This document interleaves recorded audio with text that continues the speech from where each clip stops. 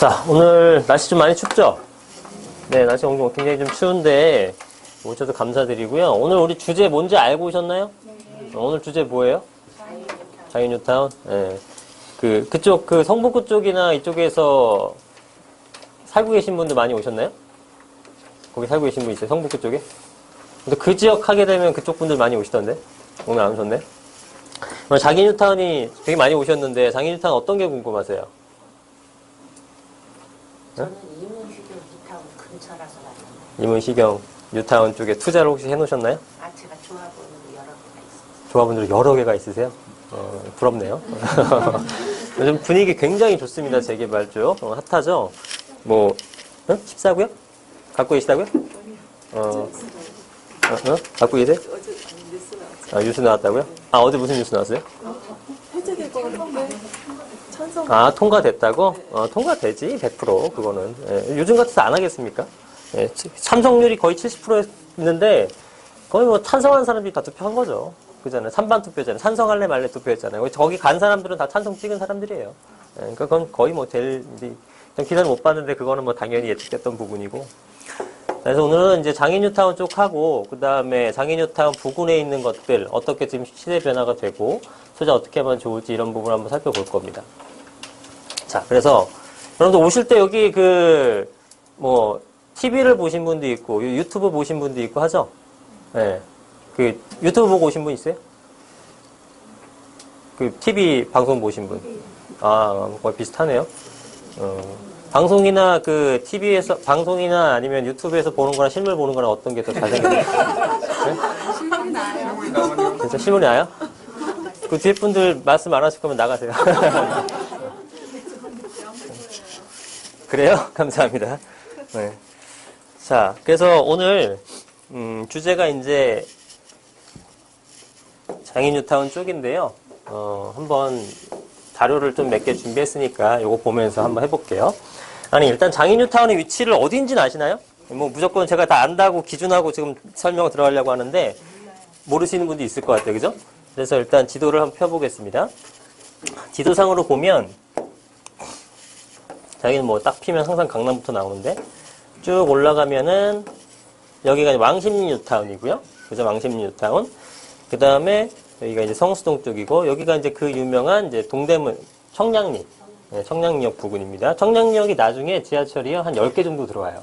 네, 교통이 허브가 됩니다. 그래서 이런 정릉 납십리 쪽 굉장히 많이 상승을 했는데요. 추가적인 상승 여력도 크다고 보여지고요. 네. 지금도 여러 개가 들어가는데 뭐 GTX도 2개가 들어가고 여기 이제 분당선도 연장이 되고 있고요. 상당히 많은 지하철 라인이 들어갑니다. 그래서 거기서 이제 후광 효과를 입은 것들이 이제 이문뉴타운 쪽도 되겠죠. 왜냐면은 뭐 이제 두 정거장 차이밖에 안 나잖아요. 그러니까 여기서 두 정거장 내려가서 분당선 타고 나면 강남까지도 접근성이 굉장히 개선된 거고, 그죠? 근데 이문동 하게 되면 사실은 굉장히 낙후된 동네인 건 맞는데요. 가격은 상당히 많이 오르고 있어요. 새 아파트 같은 것들. 그죠? 요즘 새 아파트 여기 뭐 있지? 새 아파트가 주변에 뭐가 있나요? 아트리치 같은 거 볼까요? 내년 2월에 입주잖아요. 여러분들 얼마 정도 할 것 같아요, 이거 아파트? 얼마? 7억이요. 7억? 30평대가? 아니, 12억. 12억까지는 안 갈 것 같고. 아이고. 지금 보니까 25평 같은 경우는 지금 7억이 다 넘네요. 그죠? 7억에서 7억 5천 정도 하는 거고요. 30평대 같은 거는 8억 5천 정도 하네요. 8억 5천. 요 정도 선. 그래서 이문동이 많이 올라온 거고, 그 다음에 바로 조금만 더 올라가게 되면 바로 이제 장인뉴타운이 나옵니다. 장인뉴타운의 장점은 이제 굉장히 이게 규모가 크고요. 물론 해제된 지역과 진행하는 지역이 나눠져 있고, 위에 커다란 공원이 있고요. 그 다음에 이쪽에 광운대역 민재역사 개발하는 것에 대한 수혜를 좀 입을 수 있다. 뭐 이런 정도가 있겠죠. 그래서 위치가 여기가 됩니다. 지도를 넓게 보여드리면 서울에서 위치하는 곳은 이제 여기입니다. 여기. 네, 요쪽. 네. 요쪽이 되는 거예요. 그쵸? 위치 아시겠죠?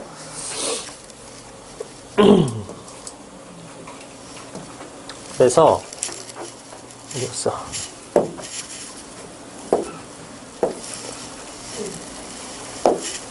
이렇게 구역이 여러 가지로 나눠져 있는 겁니다. 그래서 1구역서부터 1구역, 2구역, 3, 4, 5, 6, 7이 어디 갔나? 7, 8, 9, 9, 10, 11, 12, 13, 14, 15, 15개 구역으로 되어 있는 거예요. 네, 굉장히 많죠. 네. 왜 이렇게 순서대로 안 하는지는 저도 모르겠어요. 왔다 갔다 하더라고요. 다른 데도 가보면. 네. 왔다 갔다 하는데 여하튼 이렇게 되고 있고요. 지금 1구역이나 5구역 같은 건 조만간에 입주를 할 그런 구역들도 있고요. 아예 해제가 된 구역들도 있고요. 해제가 돼서 도시재생 시범사업 쪽으로 간 구역도 있고, 아까 얘기했었던 14구역 같은 경우는 찬반 투표했는데 어제 통과됐다고 하네요. 그래서 지금 다시 진행하고 있는 것들이고요. 그렇습니다.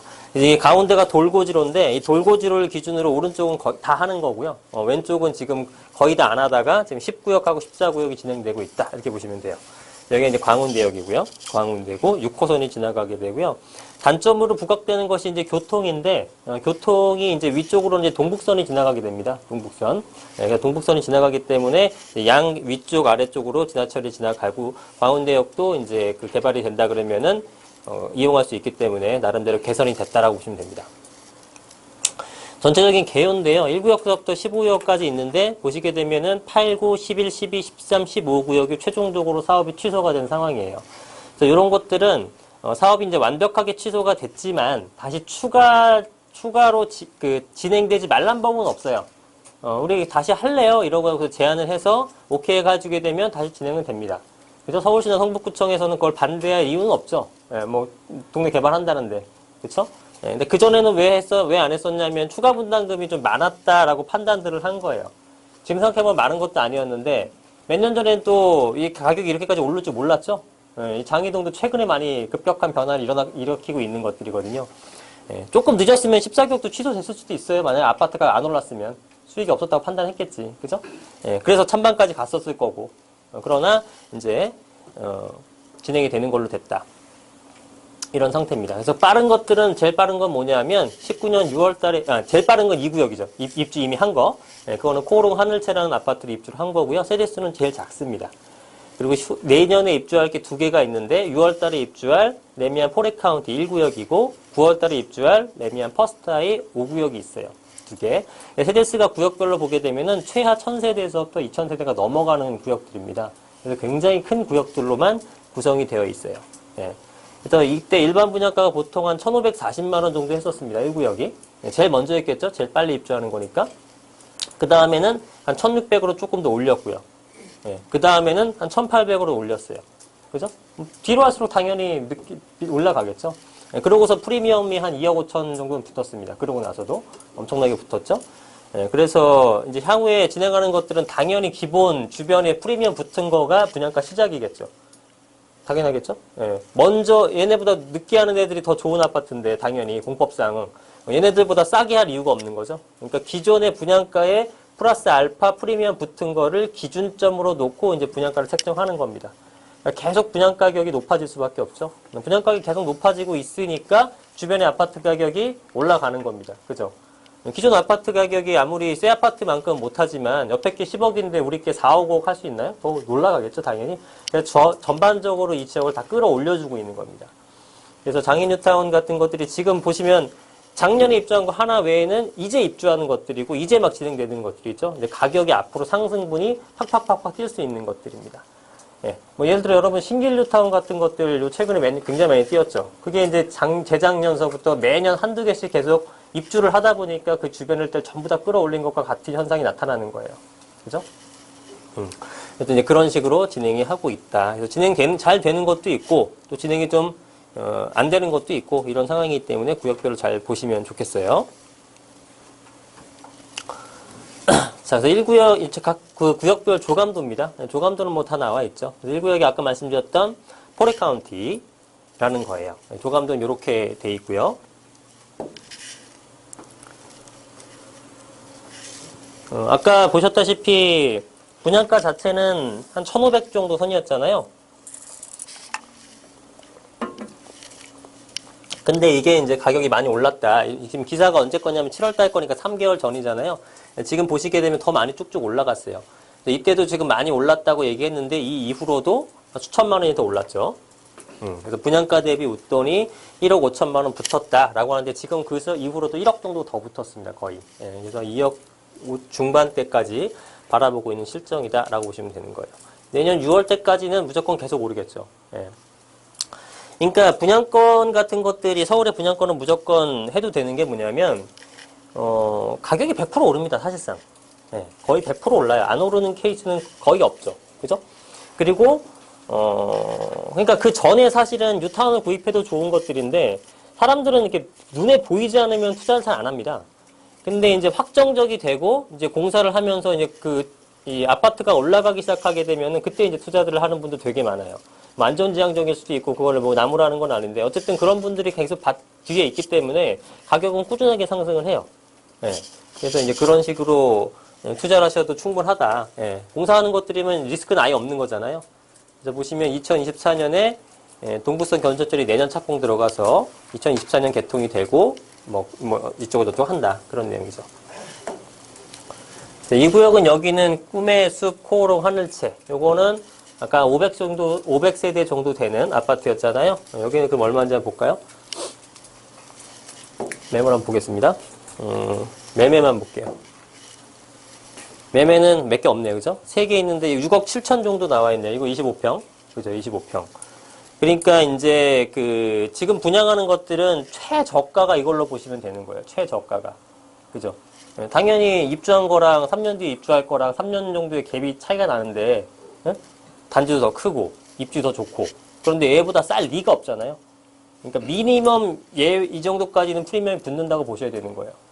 근데 분양가가 1,800이라고 하더라도 30평대면은 5억, 이거 25평대지. 25평이면은 3억 6천에 9천이니까 한 4억, 4, 5천 정도밖에 안 하는 거잖아요. 그럼 2억 그냥 먹는 거잖아요. 그죠? 근데 프리미엄이 초피가 붙을 때 뭐 하루아침에 2억이 붙는 게 아니라 당첨되자마자 파는 사람들도 있잖아요. 3천이나 5천 받고 팔아요. 그걸 얼렁덥석 잡아야죠. 기다렸다가. 그죠? 흑석동의 아크로리버 같은 것도 아크로리버가 아니지. 맞나요? 맞나요? 예, 그거 같은 것도 초피가 얼마였냐면 뭐 3천에서 5천 정도 이렇게 팔렸었단 말이에요. 뭐 저층이긴 했지만. 예. 그게 지금 얼마 붙었어요, 프리미엄이? 10억 붙었어요, 10억. 예. 6억에 분양했는데 지금 16억이에요. 예. 그러니까 그런 거는 냅다 잡아야 되는 거예요. 2층이면 어때요? 3층이면 어떻고? 얼렁 잡아야죠. 그죠? 그러니까 서울에 있는 분양권은 무조건 나오면 잡아도 됩니다. 지금도 지금 뭐 2억 붙었어서 이 금액 6억 5천 달라 그러면 어떻습니까? 얘가 6억 7천인데. 그러면 새 거가 낫지. 그죠? 그럼 얘보다 무조건 제가 봤을 때는 한 5%는 최소한 5%에서 10%는 더 붙을 거 아니에요? 그럼 앞으로도 가치에 대비해서는 5천만 원 이상은 더 오른다고 봐야 되는 거고 얘는 또 가만히 있습니까? 3년 동안? 그죠? 왜 오를 거 아니야? 그것까지 또 올라가는 거면 돈을 벌 수 있는 거죠. 자금이 되신다 그러면. 새 아파트 선호 현상이 워낙에 강해서 그래요. 서울의 새 아파트가 왜 이렇게 강세고 재개발이 왜 이렇게 인기 있는지 여러분들 이해를 하시죠? 일단은 뭐 100명 중에 99명은 새 아파트, 현 아파트 중에 뭐가 좋냐 물어보면 새 아파트가 좋다고 하겠죠. 그죠? 현 아파트에 좋으신 분 있어요? 나는 복고풍이다. 나는 현 아파트가 좋더라. 새 거 싫다. 예. 있을 수 있지. 그래서 99명인데 대다수는 어쨌든 새 아파트 좋아한단 말이죠. 그러면 새 아파트를 좋은데 서울엔 새 아파트가 없어. 근데 경기도는 또 많아요. 경기도로 가면 되는데 경기도는 또 가기 싫지. 예, 서울에가 인프라가 잘 갖춰 있고 직장이 다 있으니까 출퇴근 힘드니까. 그러니까 당연히 살고 싶은 지역이면서 살고 싶은 집은 서울의 새 아파트란 말이에요. 누구나 다. 199명은. 그죠? 예, 수도권에서. 그러면 그런 사람들이 선호하는 아파트는 서울의 새 아파트니까 다 일로 몰리는 거고 분양권에서 미친 듯이 몰리는 거죠. 근데 그게 지금 현재 정부는 다 무주택자들만 살아. 분양은. 그죠? 다주택자들은 니네는 사면 안 된다라는 어떤 그런 개념이 있잖아요. 아예 못하게 했잖아요. 그죠? 사실상. 그렇기 때문에 여러분들이 다주택이면서 뭔가 새 아파트, 새 주택을 얻고 싶으시면은 서울에서 일반 분양 받은 것들 P 같은 거 사든가 아니면은 난 좀 싸게 시집가 사고 싶으시면은 재건축 조합원으로 들어가든가 재개발 조합원으로 들어가는 방법밖에 없는 거예요. 근데 재건축 조합원은 한두 푼 아니죠? 그죠? 그러니까 당연히 재개발이 인기 있을 수밖에 없는 거예요. 서울의 재개발이. 누구나 선호하는 서울 지역에서 누구나 선호하는 새 아파트고 누구나 선호하는 그 부동산을 100% 당첨받을 수 있는 자격을 갖추면서 돈도 많이 안 들어가. 그렇죠. 그러니까 인기가 많을 수밖에 없는 거죠. 그게 막 뜨는 거예요. 순차적으로. 그 뜨니까 당연히 주변 지역들하고 갭이 많이 벌어질 수 없으니까 그 주변 일대까지 가격이 다 상승하는 거죠. 뉴타운 지역에 빌라나 뭐 기존의 아파트나 뭘 사도 됩니다. 네, 가격은 다 오른다고 보시면 돼요. 지금까지 계속 그래왔고. 그래서 이제 코로 하늘채라는 게 있고요.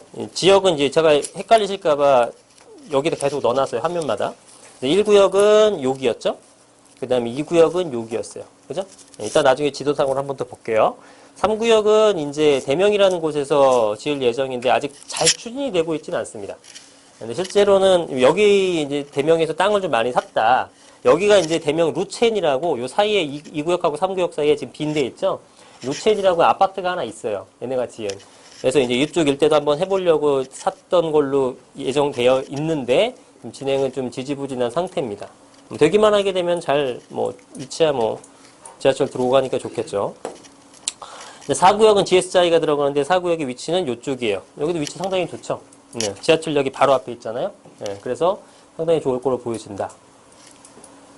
그래서 이 자이를 한번 보면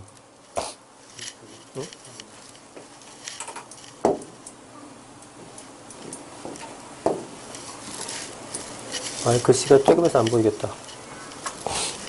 제가 쓰면서 설명드릴게요. 이거는 뭐라고 써있냐면 이게 그러니까 매물을 제가 아무거나 하나 갖고 와봤는데요. 지금 어떻게 써있냐면 매매가가 5억 7,500으로 써있어요. 5억 7,500만 원. 예. 그 다음에 권리가가 지금 2억 4,500이 되어 있습니다. 예. 그리고 프리미엄이 지금 3억 3천이 돼 있어요. 3억 3천. 예. 되게 비싸죠, 프리미엄. 예. 이게 지금 우리 4구역 하고 있잖아요. 4구역에 있는 84평을 신청한 매물 중에 하나예요. 예. 그러니까 이거는 이해를 돕기 위해서 제가 인터넷에 떠도는 매물 하나 갖고 온 겁니다. 최근 거. 예. 그러니까 최근에 4구역 쪽은 이 정도의 프리미엄이 형성되어 있다고 생각하시면 되겠죠. 그러니까 다른 구역보다 좀 높긴 해요. 입지가 좋다고 판단을 해서. 그래서 이게 84평 조합원 분양가 기준층 기준했을 때 보니까 조합원한테 얼마에 주냐면 4억 4,700만 원에 준답니다. 4억 4,700만 원에. 예.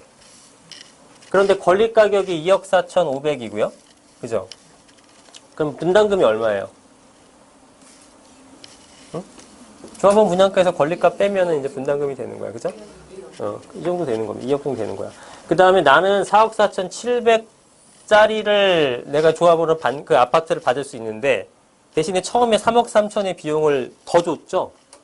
그러니까 나는 얼마 주고 산 거예요? 한 7억 7천 정도 주고 산 거예요. 그러면 이 주변 일대에 30평대 아파트가 7억 7천이 넘냐 안 나로 이걸 살지 말지를 판단하면 되는 겁니다. 간단하게 얘기해서. 관리 처분까지 난 것들은. 그죠? 근데 지금 주변 일대 보게 되면 8억 5천 정도 하는 것 같아요. 안 살 이유가 전혀 없는 거죠. 현재가 대비니까 8억 5천짜리가 고정된 게 아니잖아요. 3년 동안 8천 먹겠네가 아니라 8천은 그냥 먹는 거고 똑같이 올라갈 거 아니에요. 그거는 이제 별도로 먹는 거고. 그죠? 네, 그래서 이런 케이스가 되게 많습니다. 프리미엄 우와 이거 엄청 비싸 이게 아니라 당연히 얘 뭐 다른 거 지금 부동산 다 올라가는데 재개발이라고 안 오릅니까? 그죠? 네, 근데 이거 오른 것들은 얘만 오른 게 아니라 주변에 아파트 가격이 가만히 있는 상태에서 얘만 오르게 되면 따져봐야겠죠. 너무 과도하게 오른 건 아닌가. 그런 게 아니라 전반적으로 올랐을 때는 충분히 해볼 만한 거죠. 이제 이해가 되시죠?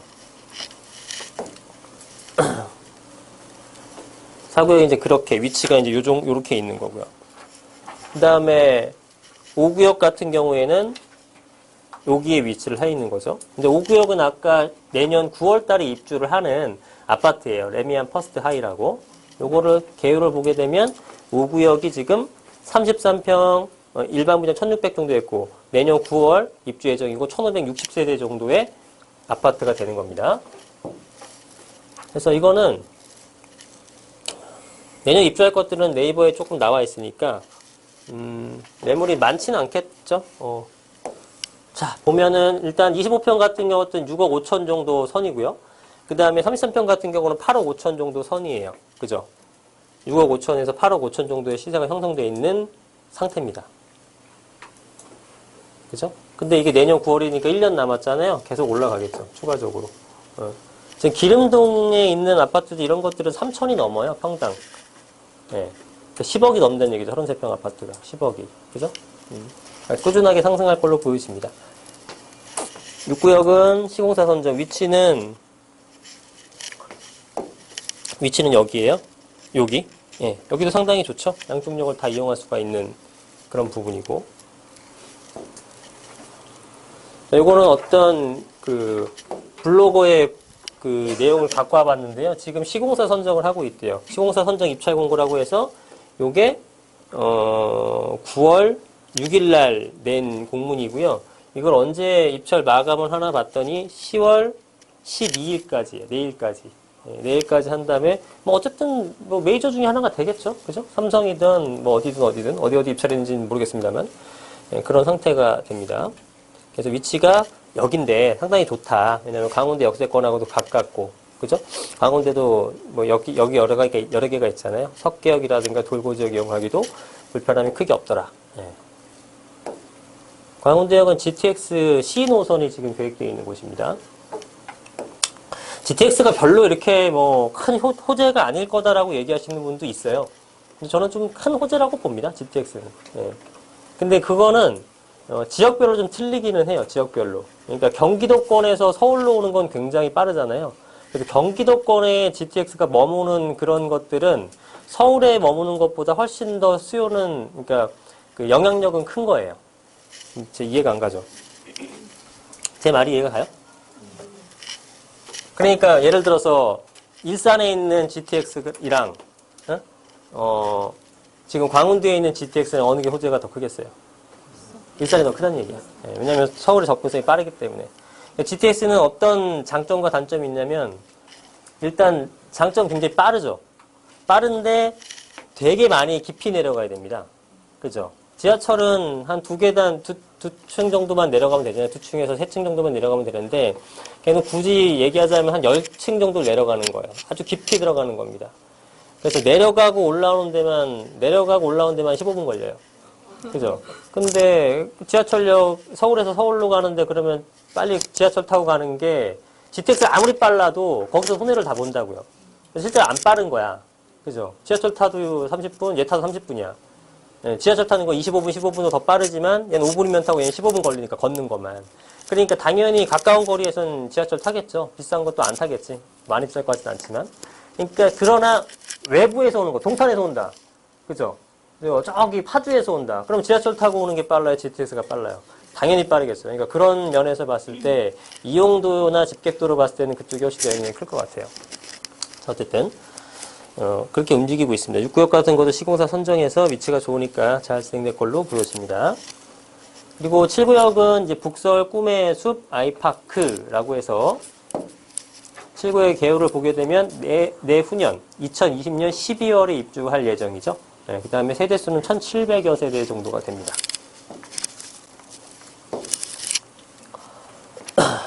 자, 이거는 꿈의 숲 아이파크가 이제 청약을 했는데 몇 대 몇이었냐면 130대 1 정도가 됐었대요. 상당히 높죠?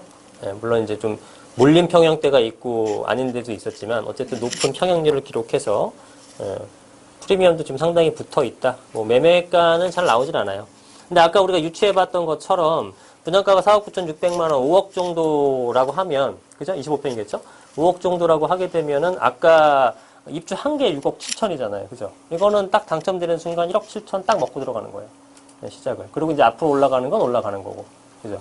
그러면 걔네보다 적어도 3천에서 5천 더 비싸다고 하게 되면은 2억대 초반의 프리미엄을 당첨되는 순간 딱 수익을 얻는 겁니다. 그리고 앞으로 올라가는 거는 또 내 거가 되는 거죠. 네, 프리미엄 상당히 많이 얻을 수 있다는 겁니다. 그죠? 아파트 6억 7천이 40평대일 거고 한 3억 정도 3억이란다. 한 6억 정도나 했겠네요. 30평대는.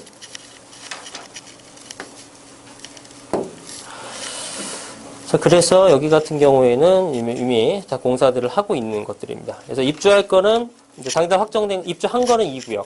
근데 입주할 거는 1구역, 5구역, 7구역. 1, 5는 내년, 7은 내후년. 이렇게 보시면 돼요. 그래서 지금 1, 2 입주했죠. 3, 4, 5, 6, 7, 까지가 다 진행되는데 3구역은 이제 추진이 설립하고 이제 약간 지지부진한 면은 있고 팔은 안 돼 있어서 요 가운데를 잘랐을 때는 오른쪽 편은 거의 됐다고 보시면 됩니다. 근데 왼쪽 편에서는 지금 누구누구만 돼요? 10구역하고 이번에 통과된 14구역만 되는 겁니다. 두 개만 되고 있어요. 근데 현장, 이거는 뭐 기사 찾아서 나오는 건 아닌데 현장 분위기는요, 나머지 것들도 지금 가격 다 올라가요. 재추진하려고 하는 거겠죠? 그죠? 그래서 이제 매물은 없습니다. 취소된 곳도 잘. 네, 매물은 잘 없어요. 그리고 프리미엄이 거의 근접하는 수준까지 막 따라가려고 합니다. 네. 그래서 아마도 추가적인 지정이 되지 않을까라는 생각이 들어요. 13구역 같은 거 하게 되면 엄청나게 크겠죠? 그죠? 13구역 같은 거는 이론적으로만 봤을 때는 이 진행되기는 쉽지는 않긴 합니다. 왜냐면은 이게 이제 지도상 이따 보여드리겠지만 굉장히 넓어요, 애들이. 무슨 얘기냐면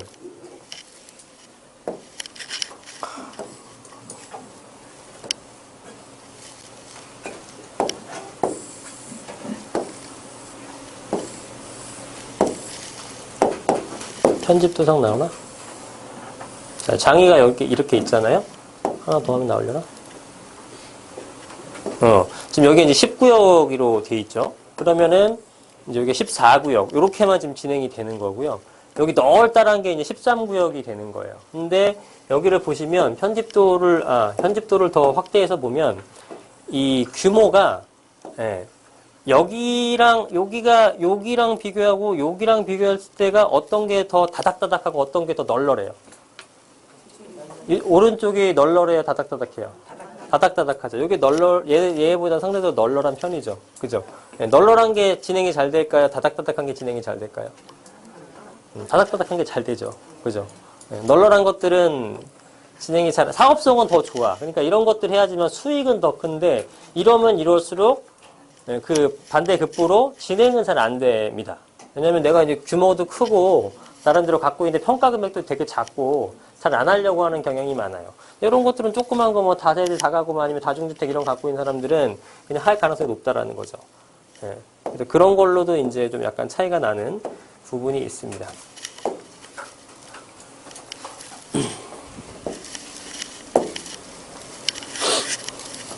그래서 이렇게 지금 진행이 되고 있죠. 14구역. 네, 14구역도 지금 이제 재개발 차서 급물자. 저는 어제 기사를 못 봐가지고, 이거 엊그저께 만든 자료라서 어제 기사 못 봤는데 통과됐다고 합니다. 그래서 찬성 급물살이다 해서 이거 진행되는 것들. 이거는 뭐, 요즘 분위기에서 안 할 리가 없겠죠. 요즘 분위기에서 내가 좋아버리면, 그죠? 네, 통과돼서 진행을 하고 있다는 얘기입니다.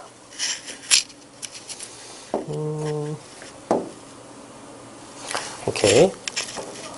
그래서 지금 이 장인뉴타운 쪽이 실제로 제가 이렇게 앞서 설명하는 것보다 현장 가보시게 되면 공사하는 데도 되게 많고요. 매물도 거의 없고, 지금 매수 대기자들도 되게 많습니다. 네, 그런 상황이라고 보시면 돼요. 네, 동부선에 대한 노선도예요. 자, 보시게 되면은 이 위쪽, 이게 지금 장인뉴타운이 여기입니다. 장인뉴타운이.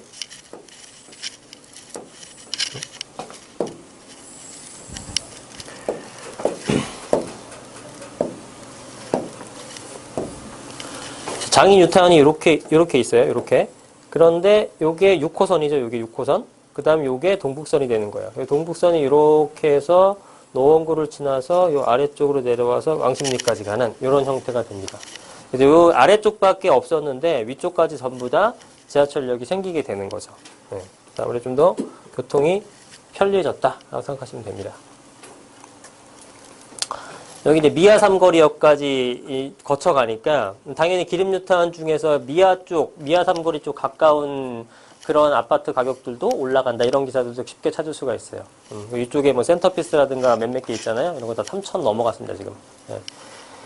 3,000이 뭡니까? 3,000 한 4, 500 정도 달리고 있는 것 같아요. 그래서 굉장히 많이 올랐다라고 보시면 돼요. 근데 이게 지도상으로 이렇게 보면은 되게 가까운 것 같은데 자세히 보면요. 이게 우리 여기가 미아 삼거리역이고요. 그 다음에 기존의 미아 삼거리 4호선은 여기예요.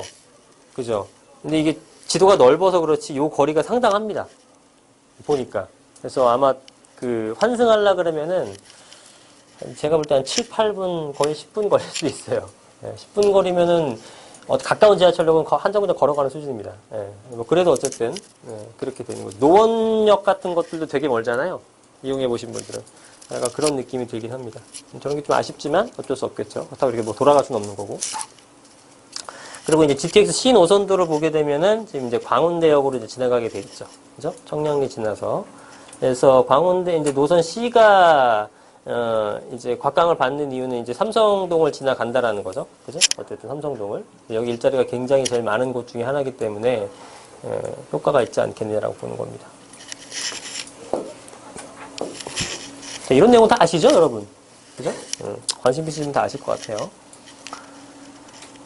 동북선은 지금 2024년도의 계획이고요. 완공 계획이고요. 그러니까 아마 제가 볼 때는 조금 늦춰지겠죠. 보통 일반적인 케이스를 봤을 때. C노선도 한 25년 정도가 될 것 같은데 역시나 약간 늦춰지지 않을까 생각이 듭니다. 그다음에 이거는 이제 뭐 꿈의 스와이파크를 홍보하는 게 아니라 그냥 인터넷에서 찾아봤어요. 그랬더니 이제 여기 주변 일대가 나와 있어서 제가 뽑아본 겁니다. 그래서 1호선과 경춘선이 지나가고 있고 동북선 견전철이라고 보라색으로 표시가 되어 있죠. 그래서 저기가 위쪽을 장인유탄을 지나가게 되고 기존의 6호선을 지나가게 됩니다. 주변에 학교가 굉장히 많습니다. 뭐 동덕여대라든가 한예종이라든가 광운대라든가 조금 더 확장해서 넓혀보게 되면은 뭐 고대, 경희대, 외대서부터 상당히 많은 대학교들이 있어요. 대학교가 학군하고는 전혀 관계는 없지만 대학교 내에 어떤 그 근무자들도 상당히 많습니다. 그래서 그런 것들도 이제 호재가 전혀 아니다라고 얘기할 수는 없어요. 그죠? 그런 면에서도 어쨌든 일자리 창출이 좀 되는 거라고 보셔도 됩니다. 그리고 똑같은 겁니다. 그래서 학교도 이렇게 몇 군데 더 있고 위에 이제 꿈의 숲 잘 알고 있는 예전에 드림랜드였죠. 꿈의 숲 이제 공원이 있고요. 그리고 이 아래쪽에 보면은 뭐 롯데백화점이라든가 현대백화점이라든가 이마트라든가 이런 것들이 있고 광운대도 민자역사가 되면서 뭐 이마트도 짓고 굉장히 많은 이제 업무실이란다. 그 편의시설 같은 게 많이 들어올 예정이에요. 그래서 어떤 거주에 대한 편의성은 상당히 높아질 걸로 보여진다라고 생각이 듭니다. 자, 기사 한번 몇 개 볼게요. 레미안 기름의 센터피스 입주권 가격 중에 기름 센터피스요. 네. 그쵸. 기름 센터피스가 지금 올라가는 게 쭉쭉쭉쭉 올라가죠. 네, 엄청나게 빠른 속도로 올라가고 있습니다.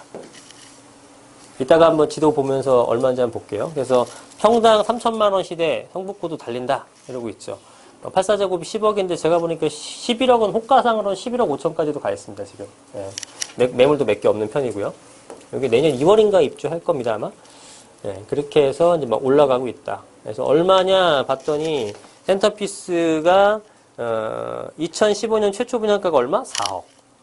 4억인데 지금 얼마에 팔렸다 그래요? 7억에 팔렸고 지금은 8억이 넘죠. 네, 거의 10억 부르고 있는 상황이다. 네. 여러분 1억 벌기 얼마나 힘든데 그죠? 네, 이런 거 당첨되면은 진짜 행운인 겁니다. 네. 센터피스 입주권 시세가 7억 5천만 원. 84제곱 9억 5천에 10억 형성됐다. 예, 이렇게 되는데 이거 뭐 한 달만 지나도요 예전 기사가 돼버려요. 그 사이에 하도 많이 올라가지고. 그 다음에 장인뉴타운 쪽의 아파트 실거래가 최근에 이제 분양권인 것들은 퍼스타이랑 포레카운티 같은 것들인데 2017년 4월 1년 반 전만 해도 5억대 초반에서 놀던 애들이 지금 8억을 다 돌파했죠. 그죠? 예, 8억을 다 돌파했다. 근데 실제로는 더 많이 뛰었습니다. 그 내용이고.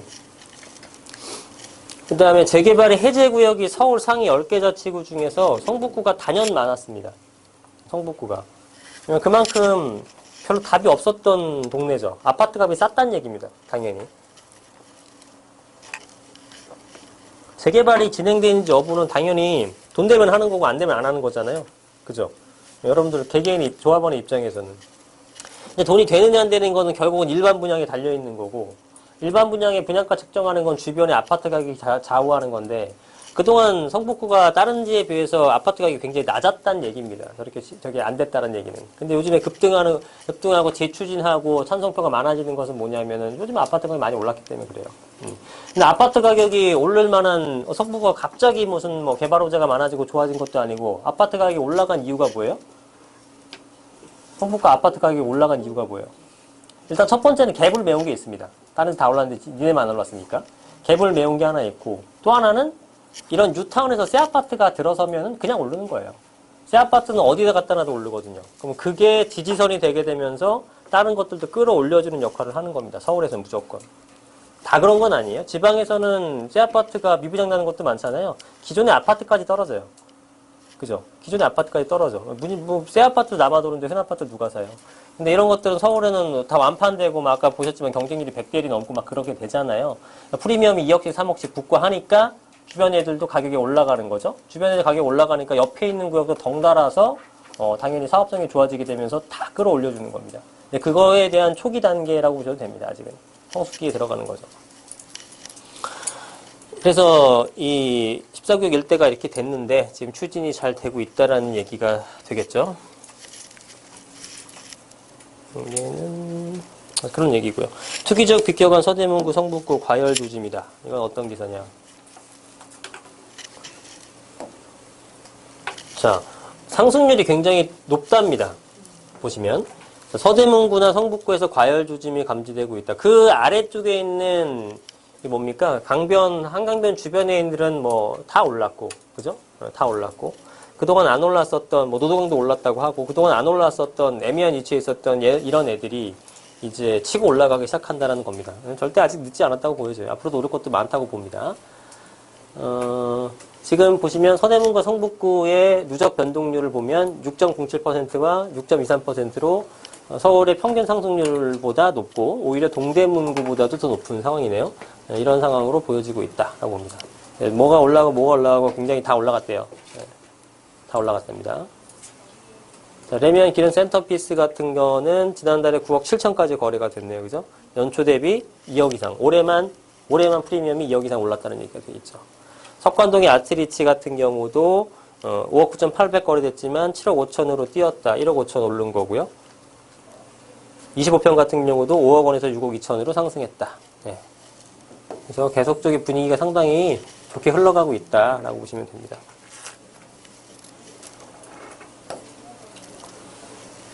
자, 그래서 주변의 아파트 가격 한번 볼게요. 이제 아까 우리가 지도 살펴봤지만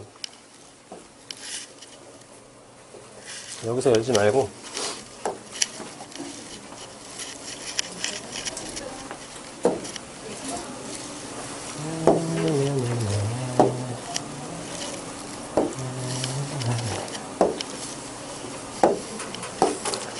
자,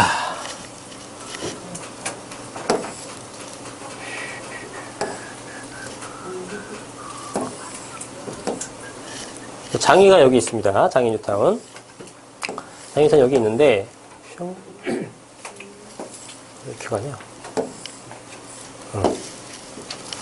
자, 아파트들, 여기 이제 뉴타운 지구는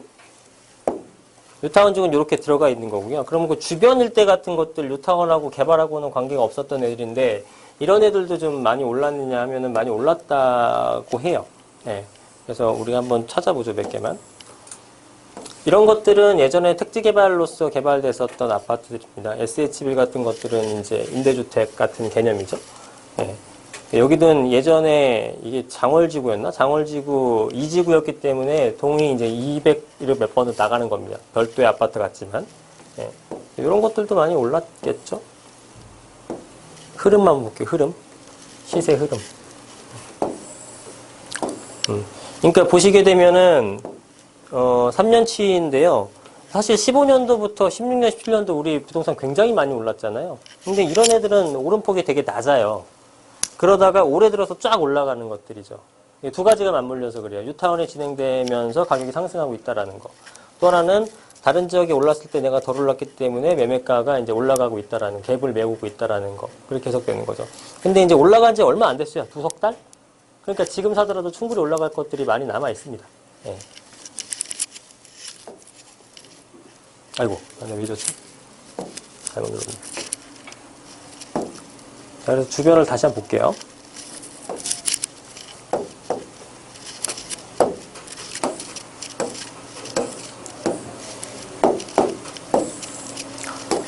자, 광운대가 이렇게 개발이 되고요. 그 다음에 이제 이쪽 부근까지 좀 진행이 될 것 같고, 여기가 옛날에는요, 원래 번동이었어요, 번동. 아세요? 번동이었는데 이제 이렇게 딱 편입이 된 거거든요. 여기 번동이잖아요. 길 하나 건너서. 번동은 무슨 구예요? 강북구예요. 강북구랑 성북구는 어디가 좋아요? 성북구가 좀 낫잖아, 그죠? 위치, 강북 저 끝에 있는 것 같고, 성북 그래도 좀 약간 동대문 느낌 나잖아요. 네, 그래서 이게, 이 동이 어디냐에 따라서도요, 사실상 얘나 뭐 어떤 차이가 있습니까? 생활하는 생활 편의성에서는 똑같잖아요. 근데 가격차가 많이 납니다. 네, 그거 되게 중요한 거죠. 그럼 사당동하고 방배동하고 확 나죠, 차이가.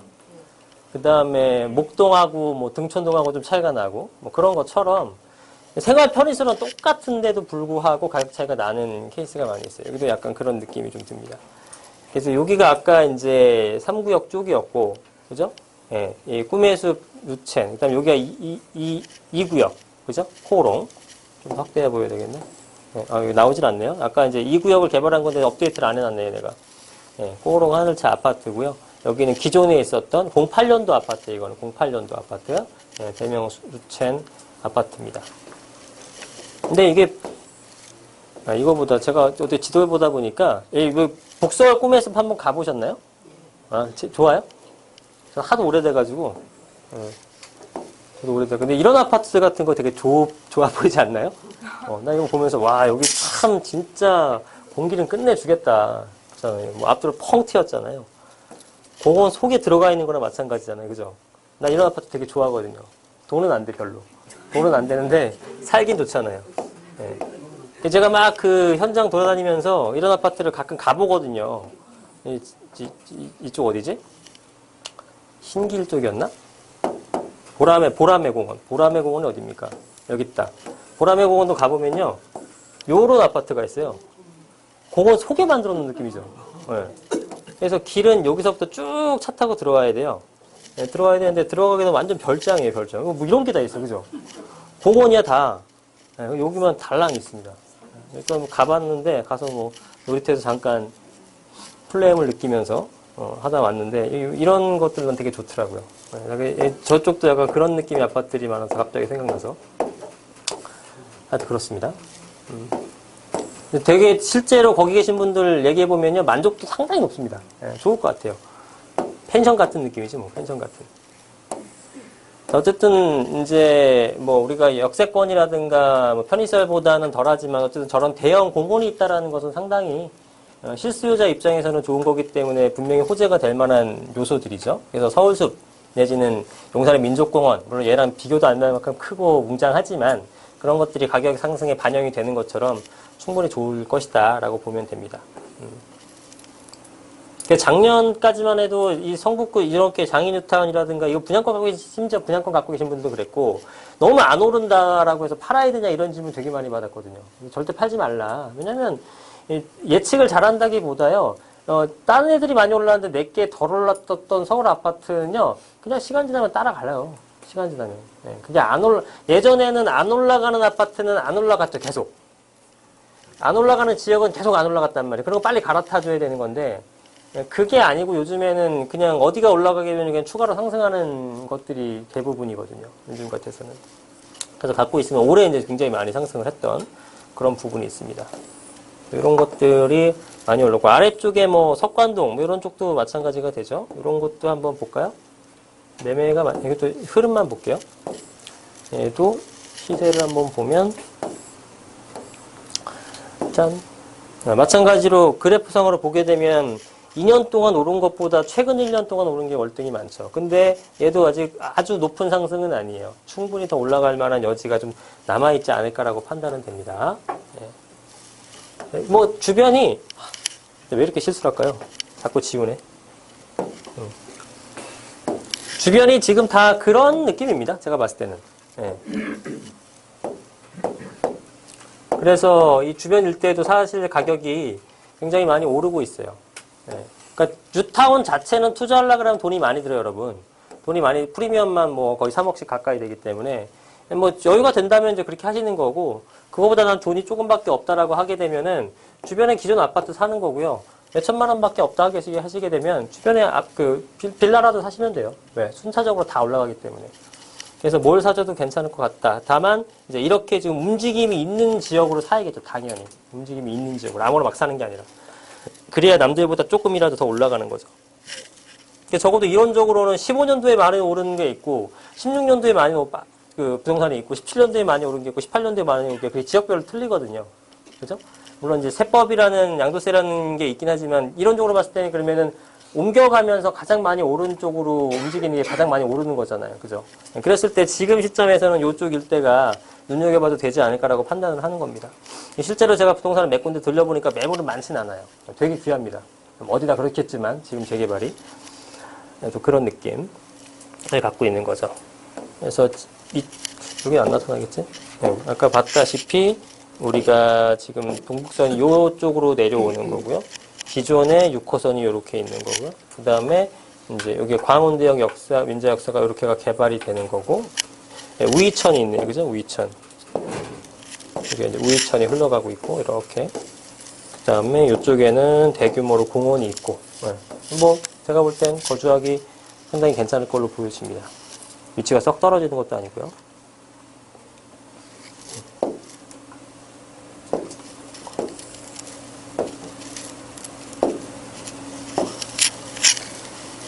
그쵸. 네. 비전 이따가 다시 한번 볼게요.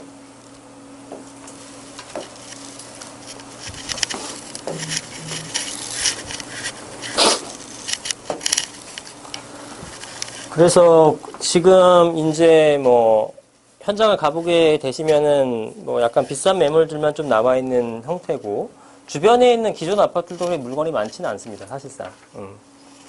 그래서 내가 금액이 많던 적건 투자할 것들은 다 있어요. 이 동네에. 예. 한 2, 3천 갖고 계신 분부터 한 내가 뭐 7, 8억 갖고 계신 분까지 투자할 만한 물건들은 다 있기 때문에 보시면 좋을 것 같다고 생각이 듭니다. 저기 이렇게 되고요. 자, 그래서 정리 좀 해보면, 자, 첫 번째는 이제 서울 같은 경우에는 공급이 좀 희소하기 때문에 수요 초과 지역이다. 이거는 제가 계속 주장하는 바예요. 그죠? 서울은 한계가 있고,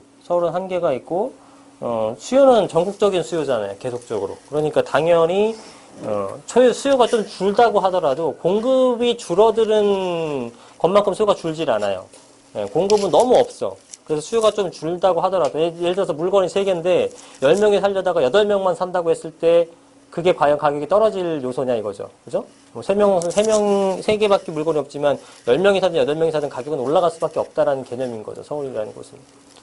그 미국의 대통령이 누군가요? 누구예요? 몰라요? 트럼프인데 트럼프가 이거 그 전에 사업가 출신이잖아요. 뭐 출신이죠?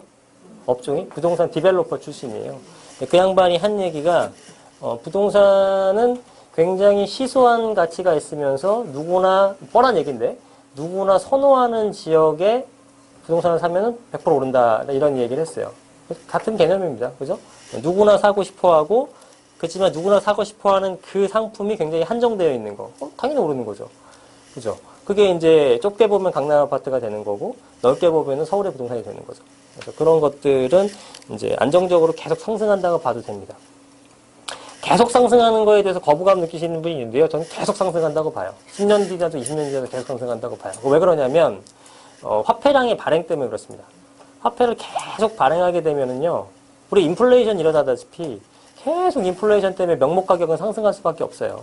예, 그래서 내려가기가 쉽지 않습니다. 그죠? 모든 상품이 여러분들 20년 전, 30년 전에 비교했을 때 그 그때보다 싼 상품이 하나라도 있나요? 난 한 개도 못 본 것 같은데?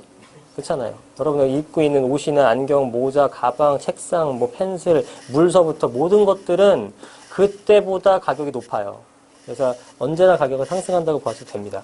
예. 특히나 이렇게 공급이 희소한 상품은 더 많이 상승하는 거죠.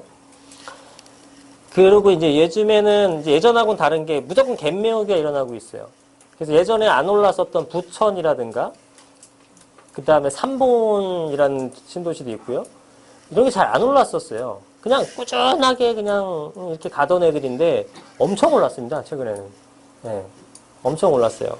그래서 그런 것들도 갭매우기를 하고 있는 상황입니다. 뭐 안산 이런 데도 다 올랐으니까 심지어. 그죠? 의왕 뭐.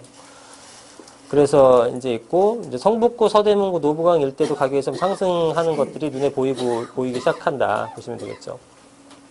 새 아파트에 대한 수요는 여전히 상당히 강하죠. 누구나 새 아파트 좋아하는 거고 이제 재개발 쪽은 규제가 덜합니다. 뉴타운 지역의 강세가 계속적인 두드러질 걸로 예상이 된다. 이거는 아까 서두에서 말씀을 좀 드렸던 것과 비슷한 내용일 것 같아요. 그래서 아파트 급상승 이후의 가격 상승은 주변의 신축 빌라 아직 오르지 않은 상태에서 소액적 수요는 성립 대상이다. 이거는 뭐냐면 재개발을 투자하셔도 되고요. 아파트 투자해도 된다고 말씀드렸죠. 근데 나 돈이 없어. 이런 분들 좌절하지 말라고 제가 정리한 건데 작은 상품의 투자들 같은 것들은 그러니까 이런 것들이 투자금이 보통 얼마 정도 하냐면 2천만 원 내외 정도밖에 안 됩니다. 2천만 원 내외 정도인데 이렇게 했을 때의 상승률은 아파트 이상인 게 뭐냐면 상승률, 투자금 대비한 상승률은 월등히 크다는 거예요. 그러니까 아파트는 2억 투자에 대해서 뭐 한 1억 올랐다. 그럼 50%잖아요. 이건 2천 넣고 3천 오르는 거예요. 150% 오르는 거죠. 3천만 원 오르냐 1억 오르느냐 당연히 아파트가 절대 수치상으로는 많이 올라가는 게 맞죠. 등치가 큰데. 그죠? 작은 눈을 한 바퀴 굴리냐 큰 눈을 한 바퀴 굴리냐 같은 개념이잖아요. 근데 투자금이 하나는 2억이고 하나 2천만 원이게 되면은 예를 들어 숫자상으로만 따졌을 때 2천만 원짜리 10개를 살 수 있잖아요. 그렇게 되게 되면 3천만 원씩 오르게 되면 3억이 오르는 거죠. 1억 5천이 아니라. 그래서 이렇게 투자 수익률 대비했을 때는 아파트보다 큰 게 여기만 그런 게 아니고 대부분 그렇습니다. 지역이 대부분. 네. 근데 다만 여러분들이 이거를 했을 때 고려해야 되실 거는 아파트보다 관리를 조금 더 하셔야 된다. 그죠? 네. 그 다음에 나중에 대해서 세금 부분을 어떻게 처리할 것인가. 이 부분은 이제 고려하고 들어가셔야 되는 겁니다. 그래서 일단은 주택임대사업자 같은 것들은 내시는 게 좋겠죠. 당연히. 네.